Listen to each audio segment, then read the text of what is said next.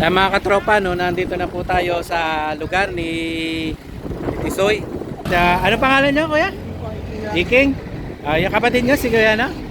Yan. Mas matanda po kayo sa kanya? Yun, yun si kuya. Kilala mo? Ha? Yung ano ko dito, isang taon ko hinahanap to. Pandemic. Matagal na siyang umalis? Isang taon. Oo, kuya. Hinahanap, magmula dito hanggang ganon. Las Piñas, Bacoor, Pasay po. Gawa ng hinahanap ko sa morgue, sa presinto. Kasi pandemic po, baka ako Nang paano na? paano na. Hindi ko sukat nakarahit pa ganun palang. Oo. Doon nakatira sa may kakahuyan sa Naik. Ang bahay po kasi nandito sa ate ko dati. Oo. Sa mga ate ko. Mm-hmm. Hindi siya nakatira. Oo, kaya kilala na ho siya doon. Marami na naging kaibigan na nagbibigay sa kanya ng pagkain, oo, mga damit. Yan, kagaya nyo, bago ko siya dinala rito sa inyo, ay pinaliguan ko muna at binihisan at pinakain muli. Kasi naging kaibigan niya rin ho yan, yung mga kasama ko, na pag wala siyang pagkain na binibigyan nila. Kaya hindi po sukat nakarahit pa ganun ng Ayan mga katropa, no, na i-turnover na natin si Kuya Tisoy sa kanyang Kuya Iking na matagal na po palang nawawala. Siya hinahanap, panahon pa po ng pandemic, at ngayon lang nila natagpuan dahil nga po sa isang kasama nating vlogger na si Kuya Raymond Agos. Yun po, doon po sa kanyang YouTube channel at Facebook ay nakita po si Kuya Tisoy ng kanilang kaanak. Kaya naibalik po namin sa kanyang pamilya sa tulong na rin po ni Kuya Raymond Agos. Kaya maraming salamat kay Kuya Raymond Agos dahil siya yung naging daan para makabalik si Tisoy sa kanyang pamilya.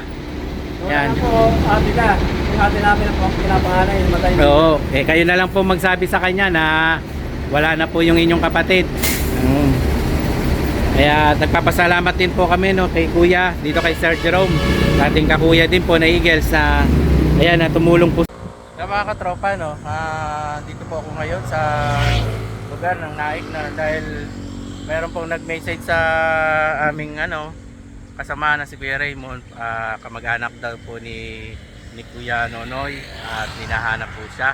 Ngayon nandito po ako ngayon sa Naik para siya ay i-rescue at ihatid po sa kanilang kamag-anak. Dito po yun, dito po siya ngayon, nakita ko. Yan, ito siya mga katropa.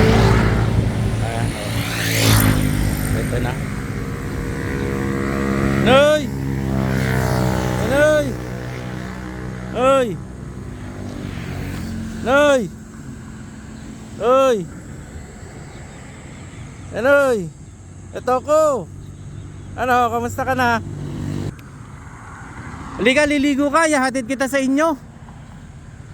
Alam ko na kung saan ka nakatira. Hinahanap ka ng mga kamag-anak mo. Oo. Ang pangalan mo, Noel? Halika, maligo ka at ihatid kita sa inyo. Oo, mga katropa, no, paliliguan. Doon, sa pinaliguan mo, alam mo yan? Punta ka doon. Susunod ako. Paliliguin natin siya mga katropa at ihatid natin sa kamag-anak.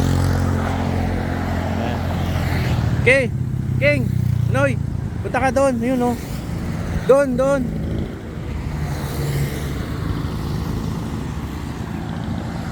Papaliguan natin si Kuya Nonoy mga katropa, no, para siya ay ating mabihisan at ihatid po natin siya sa kanyang mga kamag-anak kasi siya po ay matagal na po palang nawawala nung panahon pa ng pandemic, at siya raw po ay panahon ng pandemic na umalis sa kanilang lugar.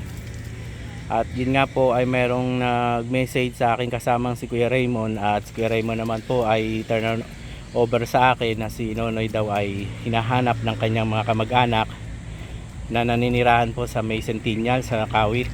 Kaya akin po siyang binalikan dito upang paliguan at bihisan para maihatid sa kanilang kamag-anak dahil matagal na pala itong nawalay sa kanila noong 2019 pa.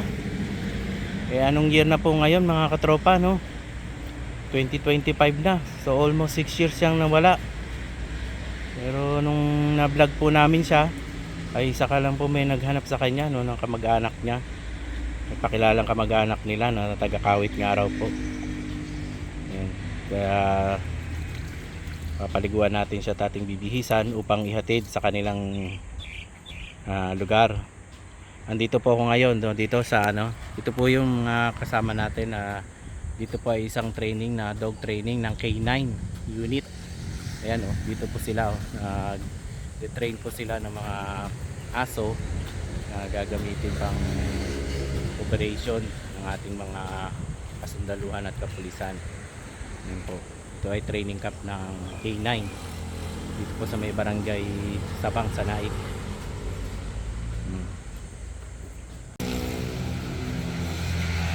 Grabe dumi ng katawan niya. hindi tumalab yung shampoo. Skos. Oh.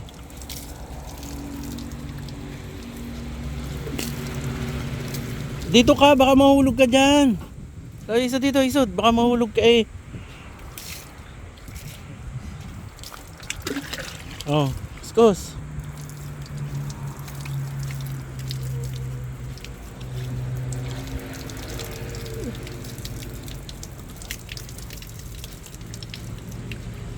Okay ka na, gwapo na uli. Oh, ayan mga katropa, nabihisan na natin si Nonoy, no. Ayan. Hiya mo na yun dyan. Okay na yun dyan. Hiya mo siya dyan, lapag mo. Yan, dyan na lang. Okay na siya, nabihisan na natin. Ito na po si Nonoy ngayon. At papasalamat po tayo dito sa ating mga kasamahan dito sa training camp ng K9. Yan sila Kuya Alfred. Yan, maraming salamat sir. Dito tayo. Dito po yan ang kanilang area dito. Magta-training ng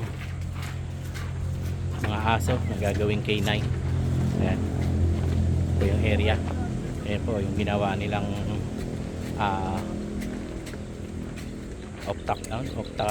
obstacle ba yan? Sir, anong tawag dyan? Obstacle ba? Oh, yan. Ito si Kuya ano pangalan mo, Kuya? Wag na ako.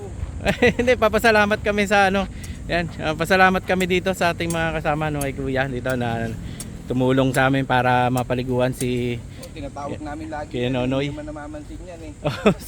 Suplado ka pala, Kuya Noy. Hindi ka raw namamansin. Tinatawag ka nila, hindi mo pinapansin. Kaya maraming salamat dito kay Kuya na tumulong sa amin. Tatawagan ko na po yung kamag-anak nito para maihatid na sa kanila to si Kuya Nonoy. Saan ang bahay mo? Kawit ka, di ba? Taga-Kawit ka? Oo. Oh. Ba't hindi ka makauwi doon? Ba't di ka makauwi sa Kawit? Nagkaligaw-ligaw ka na? Nagkaligaw-ligaw na raw siya.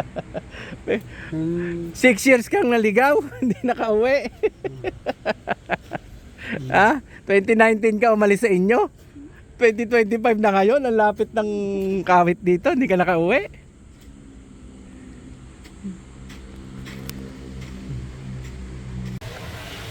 Mga katropa at kami po ay aalis na para ihatid dito si Kuya Tisoy sa kanyang mga kamag-anak o sa kanyang pamilya sa Kawit. Ito kasama po namin si Sir Jerome na siya po yung nag-offer na gamitin ang kanyang sasakyan para ihatid si Kuya Tisoy sa kanilang pamilya. Update ko po kayo mga katropa pag kami naando na sa area na nila Tisoy. Ayun na. Oh, halika, sakay ka na. Dito, sumakay ka na sa doon. Sakay ka doon sa Sakay tayo. Oh, sakay doon. Diyan na nga namin. Ililipat ka namin ng ng lugar na maganda kung komportable ka na sa aircon. Makatulog ka na ng aircon. Ikaw na lumayas ha. Oh. Sakit dyan. Yaw po ka dyan. Ito na sa Amerika. Ayan. Mga katropa Ito na sa Amerika. Diyan na kayo. Yan po, si Sir Jerome po, yung nag-offer na kanyang sasakyan, no. Kaya mga katropa, at alis na po kami para ihatid si Kuya Tisoy, no, sa kanyang pamilya. Punta po kami ng Kawit sa may Centennial. Dito kayo mainit. Yan, no. Ay, Kuya Raymond, no, maraming daw salamat sa tulong mo dahil sa iyo nakita si Tisoy at naibalik sa kanyang pamilya na matagal na nilang hinahanap. Kaya sila lubos na nagpapasalamat sa iyo, no. Maraming salamat kay Kuya Raymond. Ayan, at Tisoy, huwag ka nang aalis, ha. At si Tisoy pala ang pangalan niya, Kuya Raymond. Mga tropa. Noel, oo. Ang tawag sa kanya ay si Tisoy. Ayan, ha, Tisoy, huwag ka nang aalis, ha. At lubos na nagpapasalamat, tuwan-tuwa si Kuya Iking at ang kanyang ate dahil na sa tagal ng panahon. Oh. May pera yan kasi marami nagbibigay dyan kay Tisoy. Oo, kaya hindi ho yan naalis na, pabalik-balik lang ho yan dun sa lugar na yon. Kasi ano, mataba po siya. Mataba. Nung umalis po yan, talagang payat po niya. oo, kasi nga ho, marami ho nagbibigay doon. Marami na ho siya naging kaibigan. Kahit ito sila Sir Jerome, naging kaibigan na rin nila yan, mga yan. Kasi pag wala siyang makain, inaabot. Hindi naman nahingi na yan, hindi nangihingi. Binibigyan lang siya kasi nga alam na doon siya nakatira na. Alam niya na yun, doon na yung lugar niya. Kaya marami na yung naging kaibigan doon. Kaya si ano, kaya ang ginawa namin, ginupitan at binihisan at pinaliguan. Yan, di gwapo na uli, no? Oh. Yan. Alis na, babay na. Alis na ako. Babay na! Oo, bye-bye. Yan, maraming salamat to, no?